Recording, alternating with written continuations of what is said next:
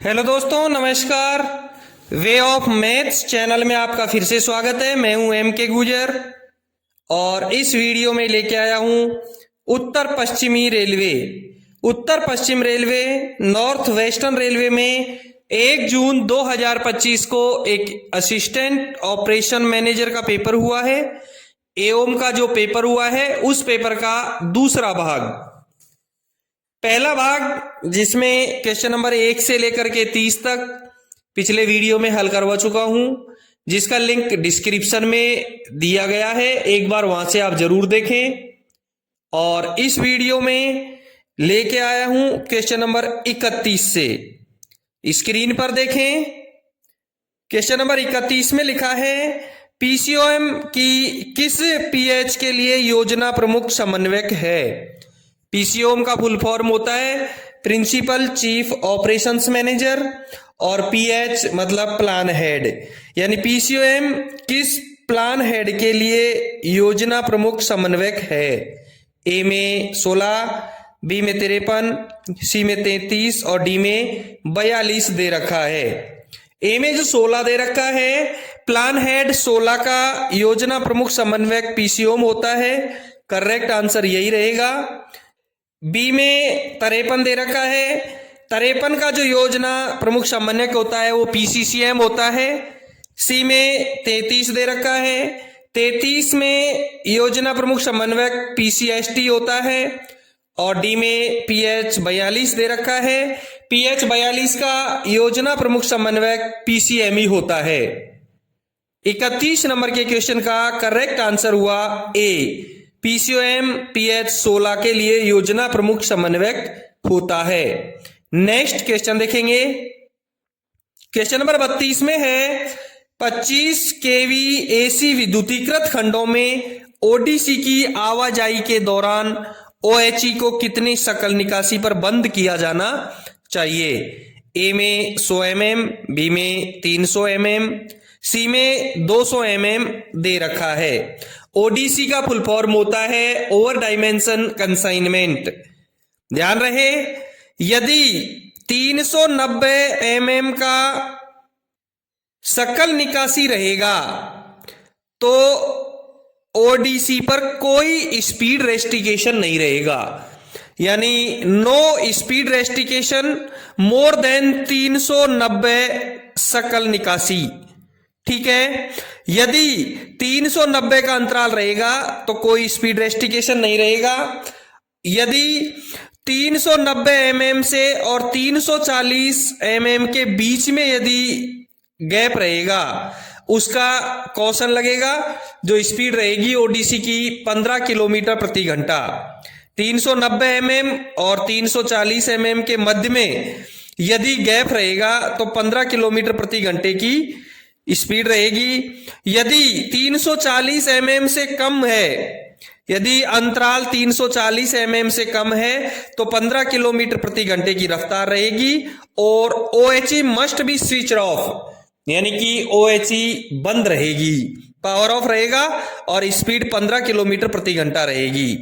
ठीक है, यदि 100 mm से कम का रहेगा, 100 mm से कम का रहेगा तो ओडीसी अलाउ नहीं है। ओडीसी अलाउ नहीं है। 100 mm से 340 mm तक 15 किलोमीटर प्रति घंटा OHE must be switch off रहेगा। 100 mm से कम का रहेगा तो ओडीसी अलाउ नहीं रहेगा। 32 नंबर के क्वेश्चन का करेक्ट आंसर रहेगा ए, 100 mm। दोस्तों, मेरे द्वारा पढ़ाए गए जो क्वेश्चन है वो उत्तर पश्चिमी रेलवे की जीएंडएसआर और मैनुअल बुक के आधार पर हल करवाए गए हैं। यदि आपके डिवीजन और रेलवे में कोई अंतराल मिले तो आप अपने डिवीजन का मैनुअल या बुक जरूर देखें। नेक्स्ट क्वेश्चन है, क्वेश्चन नंबर 33 में है, योजना प्रक्रिया में लाइन के दोहरीकरण का कार्य किस योजना शीर्ष के तहत प्रस्तावित किया गया है। यानी डबलिंग का काम किस प्लान हेड के तहत किया जाता है। ए में 11, बी में 15, सी में 33 और डी में 53 दे रखा है। ए में 11 है, प्लान हेड 11 नई लाइनों के लिए प्रस्तावित है। यानी नई लाइनों का जो काम होगा वो प्लान हेड 11 में होगा। बी में प्लान हेड 15 दे रखा है, करेक्ट आंसर इसका यही रहेगा।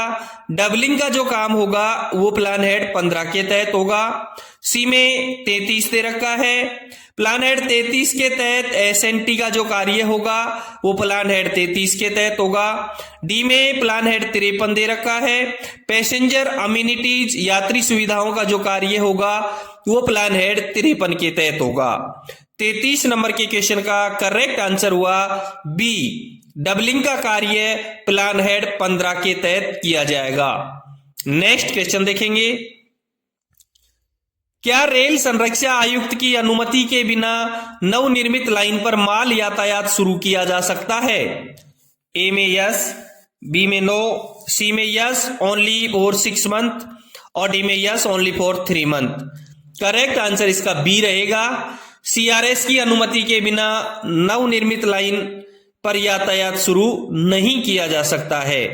34 नंबर के क्वेश्चन का करेक्ट आंसर हुआ बी। नेक्स्ट क्वेश्चन देखेंगे, क्वेश्चन नंबर 35 में है, फोयस का कौन सा फीचर ग्राहकों को अपने माल को ऑनलाइन ट्रैक करने में सक्षम बनाता है? ए में e demand registration system, B में फ्रेट कैलकुलेटर, सी में एफएनआर इंक्वायरी और डी में rail green point. FOIS freight operations information system और इसमें ऑनलाइन ट्रैक करने के लिए जो ऐप है वो है एफएनआर इंक्वायरी फ्रेट नंबर रिकॉर्ड, जिसका एफएनआर का फुल फॉर्म होता है फ्रेट नंबर रिकॉर्ड। 35 नंबर के क्वेश्चन का करेक्ट आंसर हुआ सी, फोयस में एफएनआर इंक्वायरी ग्राहकों को अपने माल को ऑनलाइन ट्रैक करने में सक्षम बनाता है। नेक्स्ट क्वेश्चन देखेंगे, क्वेश्चन नंबर 36 में है, राष्ट्रीय रेल योजना में कितने उच्च उपयोगिता नेटवर्क HUN मार्गों की पहचान की गई है? ए में 11, बी में 15, सी में 7 और डी में 20 दे रखा है। ध्यान रहे, उच्च उपयोगिता नेटवर्क HUN ऐसे मार्ग 11 हैं। एक बात और बता दूं आपको, HDN यानी हाई डेंसिटी रूट्स उच्च घनत्व वाले मार्ग 6 हैं। HUN 11 और HDN 6 हैं। 6 कौन कौन से हैं? दिल्ली हावड़ा, दूसरा दिल्ली बॉम्बे, तीसरा बॉम्बे हावड़ा, चौथा बॉम्बे मद्रास और पांचवा दिल्ली गुवाहाटी और छठा दिल्ली चेन्नई। ठीक है, 36 नंबर के क्वेश्चन का करेक्ट आंसर हुआ ए, राष्ट्रीय रेल योजना में उच्च उपयोगिता नेटवर्क 11 हैं। नेक्स्ट क्वेश्चन देखेंगे, क्वेश्चन नंबर 37 में है, राष्ट्रीय रेल योजना के तहत वर्ष 2030 तक माल यातायात में रेलवे का मॉडल हिस्सा क्या लक्षित माना गया है? ए में 40 से 45, बी में मोर देन 20, सी में मोर देन 60 और डी में 30 दे रखा है। करेक्ट आंसर इसका ए रहेगा। राष्ट्रीय रेल योजना के तहत वर्ष 2030 तक माल यातायात में रेलवे का मॉडल हिस्सा 40 से 45% लक्षित किया गया है। नेक्स्ट क्वेश्चन देखेंगे, क्वेश्चन नंबर 38 में है, प्रीफरेंशियल ट्रैफिक ऑर्डर के अनुसार गैर प्राथमिकता सी प्रायोरिटी के तहत उर्वरक के प्रायोजित यातायात के लिए स्वीकृति प्राधिकारी कौन है? ध्यान रहे, सी प्रायोरिटी के तहत उर्वरक के प्रायोजित यातायात के लिए स्वीकृत प्राधिकारी पूछ रहा है।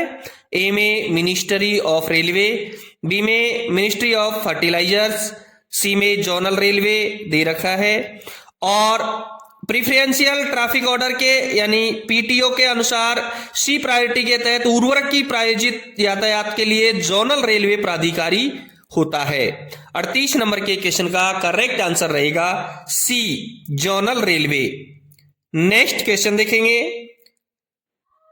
प्रीफरेंशियल ट्रैफिक ऑर्डर के तहत सीमेंट यातायात की प्राथमिकता क्या है?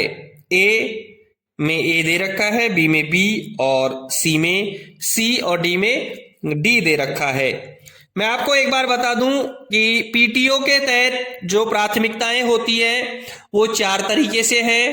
ए प्राथमिकता में सैन्य यातायात, यानी मिल रेल जो रेलवे द्वारा अनुमोदित हो लिया गया है। प्राथमिकता बी में प्राकृतिक आपदाओं के पीड़ितों के लिए राहत सामग्री और सार्वजनिक वितरण प्रणाली पीडीएस या एफसीआई द्वारा अन्य कल्याणकारी योजनाओं के लिए खाद्यान्न, लेवी चीनी और अन्य केंद्रीय सरकारी एजेंसियों द्वारा प्रायोजित अन्य वस्तुएं। प्राथमिकता सी में रेलवे बोर्ड या क्षेत्रीय रेलवे द्वारा निर्धारित मासिक या त्रैमासिक रेलवे कार्यक्रम के तहत अनुमोदित सभी कार्यक्रमित यातायात लिए गए हैं। प्राथमिकता डी में वह यातायात जो प्राथमिकता ए, बी, सी में शामिल नहीं है उसे प्राथमिकता डी में रखा गया है। सीमेंट यातायात ए, बी, सी में नहीं आया है, इसलिए सीमेंट यातायात को प्राथमिकता डी में रखा गया है। 39 नंबर के क्वेश्चन का करेक्ट आंसर हुआ डी, सीमेंट यातायात प्राथमिकता डी में रखा गया है। नेक्स्ट क्वेश्चन देखेंगे। क्वेश्चन नंबर 40 में है ट्रैक नवीनीकरण की अर्ध यंत्रीकृत प्रणाली जिसमें पूर्व निर्मित रेल पैनल बिछाए जाते हैं और मौजूदा पैनलों को न्यूनतम श्रम से हटा दिया जाता है को क्या कहा जाता है। ट्रैक की नवीन अर्ध पंजीकृत प्रणाली जिसमें पूर्व निर्मित रेल पैनल बिछाए जाते हैं और मौजूदा पैनलों को न्यूनतम श्रम से हटा दिया जाता है, इसको क्या कहा जाता है। ए में बीआरएम, बी में डीजीएस, सी में पीक्यूआरएस और डी में T28। ऐसे जो कार्य हैं उनको पीक्यूआरएस कहा जाता है। क्वेश्चन नंबर 40 का करेक्ट आंसर रहेगा सी, पीक्यूआरएस। ठीक है, नेक्स्ट क्वेश्चन देखेंगे। क्वेश्चन नंबर 41 में है सेवा के विपरीत ऐसी परिस्थितियां नहीं हो, सेवा के विपरीत ऐसी परिस्थितियां नहीं हो। सभी रनिंग कर्मचारियों के मुख्यालय विश्राम की अवधि कितने घंटे होगी और इस पर मुख्यालय की तरफ आते हुए ड्यूटी की अवधि पर कोई असर न हो। ए में 16, बी में 24, सी में 12 और डी में 6। करेक्ट आंसर इसका ए रहेगा। क्वेश्चन नंबर 41 का करेक्ट आंसर ए रहेगा 16 घंटे। नेक्स्ट क्वेश्चन देखेंगे। क्वेश्चन नंबर 42 में है गाड़ी परिचालन हेतु ओएचई द्वारा सामान्यतः कितनी आपूर्ति की जाती है। ए में 25 kV AC single phase, B में 2500 kV AC single phase, C में 2.5 केवी एसी ड्यूल फेज और डी में 30 kV AC dual phase. Correct answer इसका ए रहेगा। गाड़ी परिचालन हेतु जो ओएचई की सामान्य विद्युत सप्लाई है वो 25 केवी एसी सिंगल फेज होती है। 42 नंबर के क्वेश्चन का करेक्ट आंसर हुआ ए। नेक्स्ट क्वेश्चन देखेंगे। क्वेश्चन नंबर 43 में है बीसीएनए वैगन का सामान्य धुराभार में क्या है टन में। एक्सल लोड ए में 20.32, बी में 22.9, सी में 25 और डी में 30 दे रखा है। बीसीएनए जो वैगन है उसका एक्सल लोड 20.32 टन में होगा। बीसीएनए जो वैगन है उसका एक्सल लोड होगा 20.32 टन। ध्यान रहे बीसीएनएचएल वैगन का एक्सल लोड 22.9 टन होता है। क्वेश्चन नंबर 43 का करेक्ट आंसर हुआ ए 20.32 टन। दोस्तों आप देख रहे हैं उत्तर पश्चिमी रेलवे में 1 जून 2025 को एक एवं 70% के लिए पेपर हुआ है। उस पेपर का दूसरा भाग, इससे पहले मेरे द्वारा पहला भाग हल करवाया जा चुका है जिसका लिंक डिस्क्रिप्शन में दिया रखा हुआ है, एक बार आप जरूर देखें। यदि आपके डिवीजन या रेलवे में कोई पेपर हुआ है तो मुझे मेरे टेलीग्राम नंबर और व्हाट्सएप नंबर पर जरूर भेजें। मेरे द्वारा पढ़ाए गए पेपर्स का पीडीएफ चाहिए तो प्रत्येक वीडियो के डिस्क्रिप्शन में जाएं, टेलीग्राम चैनल के लिंक पर क्लिक करें और पीडीएफ डाउनलोड करें। देखते हैं नेक्स्ट क्वेश्चन। क्वेश्चन नंबर 44 में है, निम्नलिखित में से कौन सा हॉपर वैगन है? ए में BOBRN, बी में BOBYN, सी में BCBFG। और हॉपर वैगन, देखो वैगन ओपन वैगन होते हैं, कवर्ड वैगन होते हैं, फ्लैट वैगन होते हैं, हॉपर वैगन होते हैं, टैंक वैगन होते हैं और कंटेनर वैगन और ब्रेक वैन होते हैं। BOBRN, BOBYN और BCBFG तीनों हॉपर वैगन हैं। इसलिए 44 नंबर के क्वेश्चन का करेक्ट आंसर रहेगा D, all of these. Next question देखेंगे। क्वेश्चन नंबर 45 में है, BCNA वैगन की प्रथम POH की आवधिकता क्या है? ए में 6 वर्ष, बी में 12 वर्ष, सी में 8 वर्ष और डी में 10 वर्ष दे रखी है। POH का फुल फॉर्म होगा पीरियोडिक ओवरहोलिंग, यानी आवधिक ओवरहोलिंग। और BCNA वैगन का जो प्रथम POH होता है वो 6 वर्ष की अवधि में होता है। ध्यान रहे, BTPN का POH भी 6 वर्ष की अवधि में होता है। 45 नंबर के क्वेश्चन का करेक्ट आंसर हुआ ए, 6 वर्ष। नेक्स्ट क्वेश्चन देखेंगे। क्वेश्चन नंबर 46 में है, क्लोज सर्किट में चलने वाली एयर ब्रेक मालगाड़ियों के लिए प्रारंभिक ब्रेक पावर कितना प्रतिशत होता है? ए में 90%, बी में 100%, सी में 95% और डी में 70% दे रखा है। ध्यान रहे, क्लोज सर्किट में जो चलने वाली एयर ब्रेक मालगाड़ियां हैं उनका प्रारंभिक ब्रेक पावर 100% होता है। प्रारंभिक ब्रेक पावर 100% होता है। 46 नंबर के क्वेश्चन का करेक्ट आंसर हुआ बी, 100%। नेक्स्ट क्वेश्चन देखेंगे। क्वेश्चन नंबर 47 में है, जहां वैगन परीक्षण स्टाफ नहीं है ऐसे स्थानों पर निम्नलिखित में से किस परिस्थितियों में GDR की जांच की जाती है? वैगन परीक्षण स्टाफ यानी CNW स्टाफ यदि नहीं है, मेंटेनेंस स्टाफ नहीं है, तो वहां GDR कैसे की जाती है, कब की जाती है, किस परिस्थितियों में की जाती है? GDR का फुल फॉर्म होगा गार्ड ड्राइवर रिपोर्ट। ए में after loading back loading, B में आफ्टर टिपलिंग, सी में after the rack is stable for more than 24 घंटे। देखो, लोडिंग अनलोडिंग के बाद में, टिपलिंग के बाद में, या ऐसी जगह जहां लोड को स्टेबल हुए 24 घंटे से अधिक हो गया है, तीनों परिस्थितियों में ही GDR की जांच की जाती है। 47 नंबर के क्वेश्चन का करेक्ट आंसर रहेगा D, all of these. Next question देखेंगे। क्वेश्चन नंबर 48 में है, राजस्व माल यातायात सांख्यिकी किस स्रोत दस्तावेज पर आधारित है? ए में इलेक्ट्रॉनिक RR, बी में वेइंगमेंट रिपोर्ट्स, सी में क्लासिफिकेशन रेट टेबल्स और डी में फॉरवर्डिंग नोट। राजस्व माल यातायात सांख्यिकी इलेक्ट्रिक RR दस्तावेज पर आधारित है, जिसको ERR भी कहते हैं।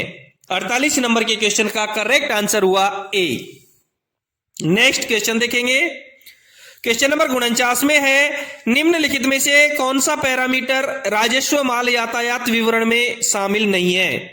ए में नंबर ऑफ रैक, बी में नंबर ऑफ वैगन, सी में NTKM जिसका फुल फॉर्म होता है नेट टन किलोमीटर और डी में एवरेज लीड। ध्यान रहे, नंबर ऑफ रैक ये राजस्व माल यातायात विवरण में शामिल नहीं है। 49 नंबर के क्वेश्चन का करेक्ट आंसर हुआ A, number of racks. Next question देखेंगे। क्वेश्चन नंबर 50 में है, क्या पहले से इंटरलॉक्ड लेवल क्रॉसिंग गेट पर इलेक्ट्रिक लिफ्टिंग बैरियर के प्रावधान के लिए रेल संरक्षा आयुक्त की मंजूरी की आवश्यकता होगी? पहले से इंटरलॉक्ड लेवल क्रॉसिंग गेट, एक लेवल क्रॉसिंग गेट है जो पहले से इंटरलॉक्ड है, उस पर इलेक्ट्रिक लिफ्टिंग बैरियर का प्रावधान करने के लिए क्या रेल संरक्षा आयुक्त यानी CRS की मंजूरी की आवश्यकता होगी? ए में हाँ, बी में नहीं, सी में नहीं अगर फाटक साइडिंग में है और डी में दे रखा है हाँ अगर TVU 10,000 से अधिक है। करेक्ट आंसर इसका नहीं रहेगा। यदि इंटरलॉक्ड पहले से है तो उसमें इलेक्ट्रिक लिफ्टिंग बैरियर लगाने के लिए सीआरएस की मंजूरी की आवश्यकता नहीं है। 50 नंबर के क्वेश्चन का करेक्ट आंसर हुआ बी। नेक्स्ट क्वेश्चन देखेंगे। क्वेश्चन नंबर 51 में है, जिला प्रशासन की मंजूरी प्राप्त होने के पश्चात ऐसे संपार फाटक को जिस पर कोई कर्मचारी तैनात हो बंद करने के लिए क्या रेलवे संरक्षा आयुक्त की मान्यता लेना आवश्यक है? जिला प्रशासन की मंजूरी तो प्राप्त हो गई, लेकिन बंद करने के लिए कोई कर्मचारी उस पर तैनात है तो सीआरएस की अनुमान्यता लेना आवश्यक है क्या? ए में हां, बी में नहीं, सी में अगर हां अगर टीवीयू 10,000 से अधिक है, और डी में दे रखा है हां अगर फाटक मेन लाइन में है। बिल्कुल जरूरी है, जिला प्रशासन यदि मंजूरी दे देता है और उस पर कोई कर्मचारी तैनात है तो वहां सीआरएस की अनुमति लेना आवश्यक है गेट को बंद करने के लिए। 51 नंबर के क्वेश्चन का करेक्ट आंसर हुआ ए हां। दोस्तों आप देख रहे हैं उत्तर पश्चिमी रेलवे में 1 जून 2025 को एक एवं 70% के लिए पेपर हुआ है, उस पेपर का दूसरा भाग। इससे पहले मेरे द्वारा पहला पेपर हल करवा दिया गया है, जिसका लिंक डिस्क्रिप्शन में दे रखा है, एक बार आप वहां से जरूर देखें। मेरे द्वारा पढ़ाए गए पेपर्स का पीडीएफ चाहिए तो प्रत्येक वीडियो के डिस्क्रिप्शन में टेलीग्राम चैनल का लिंक दे रखा है, क्लिक करें और पीडीएफ डाउनलोड करें। यदि आपके रेलवे या डिवीजन में कोई डिपार्टमेंटली पेपर हुआ है तो मुझे व्हाट्सएप नंबर और टेलीग्राम नंबर पर जरूर भेजें। देखते हैं नेक्स्ट क्वेश्चन। क्वेश्चन नंबर 52 में है, सिग्नलिंग के संदर्भ में एएफटीसी क्या है? एएफटीसी का फुल फॉर्म क्या है? ए में alternate frequency track circuit, B में additional fail safe track circuit और सी में ऑडियो फ्रीक्वेंसी ट्रैक सर्किट दे रखा है। एएफटीसी का फुल फॉर्म होगा ऑडियो फ्रीक्वेंसी ट्रैक सर्किट, यानी 52 नंबर के क्वेश्चन का करेक्ट आंसर हुआ C, AFTC audio frequency track circuit. Next question देखेंगे। क्वेश्चन नंबर 53 में है, क्वेश्चन नंबर 53 में है, सामान्य नियम 3.32 के 1 के अनुसार पूर्ण ब्लॉक पद्धति में इकहरी लाइन पर बी क्लास स्टेशन के होम सिग्नल के बाहर विशेष अनुदेशों द्वारा लाइन अवरुद्ध करने की अनुमति हो तो वहां क्या लगाया जाएगा?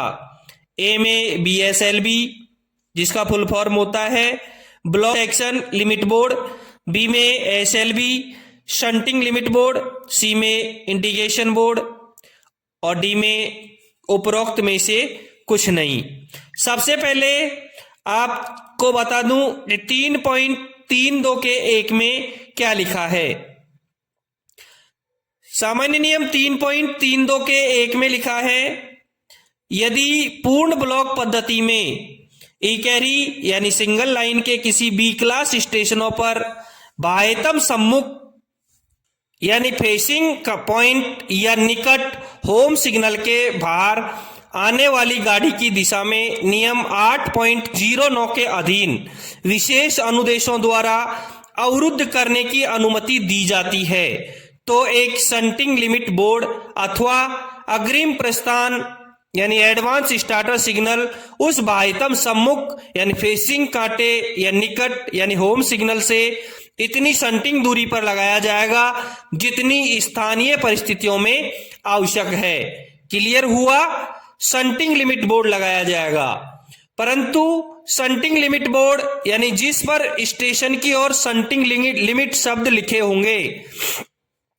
एक एग्जाम में मैंने देखा है, एक क्वेश्चन आया था कि शंटिंग लिमिट बोर्ड पर स्टेशन की तरफ क्या लिखा होगा। तो ये जो शंटिंग लिमिट बोर्ड है, ये शंटिंग लिमिट स्टेशन की तरफ लिखा होता है, जिस पर स्टेशन की ओर शंटिंग लिमिट शब्द लिखे होंगे तथा रात को इसकी स्थिति बताने के लिए दोनों दिशाओं में दिखने वाली सफेद रोशनी वाली बत्ती लगी होगी अथवा अग्रिम प्रस्थान यानी एडवांस स्टार्टर सिग्नल तथा दूसरी ओर से प्रथम रोक यानी स्टॉप सिग्नल के बीच की दूरी किसी भी दिशा में द्विसंकेती सिग्नल क्षेत्र में 400 मीटर तथा बहुसंकेती या संशोधित लोअर क्वाड्रेंट सिग्नल क्षेत्र में 180 मीटर से कम नहीं होगी। किसकी? प्रथम रोक सिग्नल के बीच की दूरी SLB से द्विसंकेती सिग्नल क्षेत्र में 400 मीटर तथा बहुसंकेती या संशोधित लोअर क्वाड्रेंट सिग्नल क्षेत्र में 180 मीटर से कम नहीं होगी।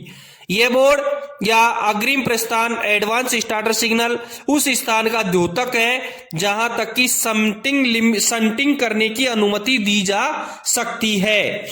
संटिंग लिमिट बोर्ड और होम सिग्नल के बीच द्विसंकेतीय सिग्नल व्यवस्था में 400 मीटर और बहुसंकेती या संशोधित लोअर क्वाड्रेंट सिग्नल व्यवस्था में 180 मीटर से कम दूरी नहीं होती है।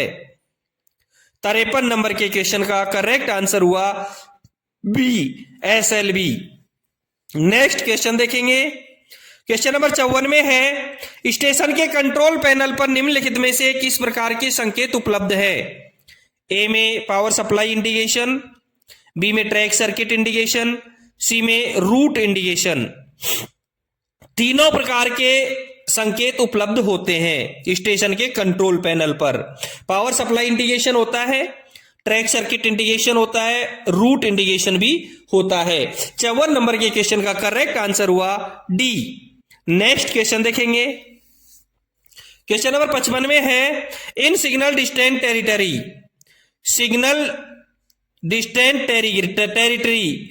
डिस्टेंट सिग्नल और फर्स्ट स्टॉप सिग्नल के बीच पर्याप्त दूरी होनी चाहिए। डिस्टेंट सिग्नल वाली टेरिटरी में डिस्टेंट सिग्नल और फर्स्ट स्टॉप सिग्नल के बीच कितनी दूरी होगी? ए में 1000 मीटर, बी में 400 मीटर, सी में 300 मीटर और डी में 800 मीटर दे रखा है। डबल डिस्टेंट में 1000 मीटर होती है और डिस्टेंट और गुड साइटिंग बोर्ड में 400 मीटर होती है। ध्यान रखें, सिंगल डिस्टेंट व्यवस्था में फर्स्ट स्टॉप सिग्नल और डिस्टेंट सिग्नल के बीच 1000 मीटर, डबल डिस्टेंट व्यवस्था में भी फर्स्ट स्टॉप सिग्नल और डिस्टेंट सिग्नल के बीच 1000 मीटर होती है और डिस्टेंट और गुड साइटिंग बोर्ड में 400 मीटर की दूरी होती है। 55 नंबर के क्वेश्चन का करेक्ट आंसर होगा ए। नेक्स्ट क्वेश्चन देखेंगे। क्वेश्चन नंबर 56 में है, सामान्य नियम 3.45 के अनुसार बुलावा सिग्नल कब तक ऑफ नहीं किया जाएगा? ए में बुलावा सिग्नल के आगे लाइन पर्याप्त दूरी तक साफ ना हो, बी में बुलावा सिग्नल के आगे लाइन अगले रोक सिग्नल तक साफ ना हो और सी में गाड़ी उस सिग्नल पर नहीं खड़ी कर दी गई हो जिसके नीचे वह बुलावा सिग्नल लगा है और डी में उपरोक्त में से कोई नहीं। दोस्तों, सामान्य नियम 3.45 के अनुसार कॉलिंग ऑन सिग्नल को तब तक ऑफ नहीं किया जा सकता है जब तक गाड़ी उस रोक सिग्नल पर खड़ी नहीं कर दी जाती जिसके नीचे वह कॉलिंग ऑन सिग्नल लगा है। इसलिए 56 नंबर के क्वेश्चन का करेक्ट आंसर होगा सी। नेक्स्ट क्वेश्चन देखेंगे। क्वेश्चन नंबर 57 में है, गाड़ी के लिए अंतिम स्टॉप सिग्नल तब तक ऑफ नहीं किया जाएगा जब तक कि अगले ब्लॉक स्टेशन से लाइन क्लियर न प्राप्त हो जाए। सही या गलत? ए में सही, बी में सही केवल दोहरी लाइन वाले खंड के लिए, सी में सही केवल इकहरी लाइन वाले खंड के लिए और डी में गलत। बिल्कुल सही है कि गाड़ी के लिए अंतिम स्टॉप सिग्नल तब तक ऑफ नहीं किया जाएगा जब तक कि अगले ब्लॉक स्टेशन से लाइन क्लियर प्राप्त न हो जाए। बिल्कुल सही है। ओनली एब्सोल्यूट ब्लॉक सिस्टम में, संपूर्ण ब्लॉक पद्धति में। 57 नंबर के क्वेश्चन का करेक्ट आंसर होगा ए। नेक्स्ट क्वेश्चन देखेंगे। क्वेश्चन नंबर 58 में है, सामान्य नियम 1.02 में क्या गति निर्धारित की गई है जब दोहरी लाइन पर एक स्वचालित रोक सिग्नल को स्पष्ट दृश्यता में ऑन स्थिति में पार करना हो? ए में कोई निश्चित गति निर्धारित नहीं की है, बी में 30 किलोमीटर प्रति घंटा, सी में 25 किलोमीटर प्रति घंटा और डी में 20 किलोमीटर प्रति घंटा। ध्यान रहे सामान्यम 1.02 में परिभाषाएं हैं और वहां इस प्रकार की कोई गति निश्चित निर्धारित नहीं की गई है। 58 नंबर के क्वेश्चन का करेक्ट आंसर होगा ए। क्वेश्चन नंबर 59 देखेंगे। सामान्यम 4.14 के 2 के अनुसार स्टेशन पर शंटिंग पर विशेष रूप से नियोजित इंजन रात में हेडलाइट के अतिरिक्त कौन सी बत्ती प्रदर्शित करेगा? ए में आगे और पीछे 2 सफेद मार्कर लाइट, बी में आगे और पीछे चमकती लाल बत्ती, सी में आगे और पीछे 2 लाल मार्कर लाइट। सामान्यम 4.14 के 2 में साफ लिखा है कि स्टेशनों पर और यार्डों में केवल शंटिंग कार्य पर लगे इंजनों में रात्रि के समय अथवा धुंध, कोहरे या तूफानी मौसम में जब स्पष्ट दिखाई नहीं देता है, रेल प्रशासन द्वारा निर्धारित की गई प्रमुख बत्ती और आगे तथा पीछे 2 लाल मार्कर बत्तियां जलाई जाएंगी। ठीक है, आंसर आपको मिल गया सी, आगे और पीछे 2 लाल मार्कर लाइट, आगे और पीछे 2 लाल मार्कर लाइट। 59 नंबर के क्वेश्चन का करेक्ट आंसर हुआ सी। नेक्स्ट क्वेश्चन देखेंगे। क्वेश्चन नंबर 60 में है, यदि यात्रा के दौरान स्पीडोमीटर रिकॉर्डर खराब हो जाए तो ट्रेन को किसके द्वारा निर्धारित गति से चलाना चाहिए? यदि स्पीडो रिकॉर्डर मीटर खराब हो जाए तो कैसे चलेगी? ए में अनुमोदित विशेष अनुदेशों से, बी में प्रधान मुख्य विद्युत अभियंता के अनुमति से, सी में अनुसंधान अभिकल्प तथा मानक संस्थान द्वारा, या विशेष अनुदेश द्वारा, यानी किसके द्वारा निर्धारित गति से चलेगी? करेक्ट आंसर इसका डी रहेगा, विशेष अनुदेशों के द्वारा। 60 नंबर के क्वेश्चन का करेक्ट आंसर हुआ डी, विशेष अनुदेश। दोस्तों यह था उत्तर पश्चिम रेलवे द्वारा 1 जून 2025 को एक एओम का पेपर हुआ है, उस पेपर का दूसरा भाग जिसमें क्वेश्चन नंबर 1 से लेकर के 31 से लेकर के 60 तक हल करवाए हैं। इससे पहले भाग 1 में क्वेश्चन नंबर 1 से लेकर के 30 तक हल करवा चुका हूं, उसका लिंक डिस्क्रिप्शन में दिया हुआ है, एक बार आप जरूर देखें। फिर मिलते हैं अगले वीडियो में क्वेश्चन नंबर 61 के साथ में। Thank you.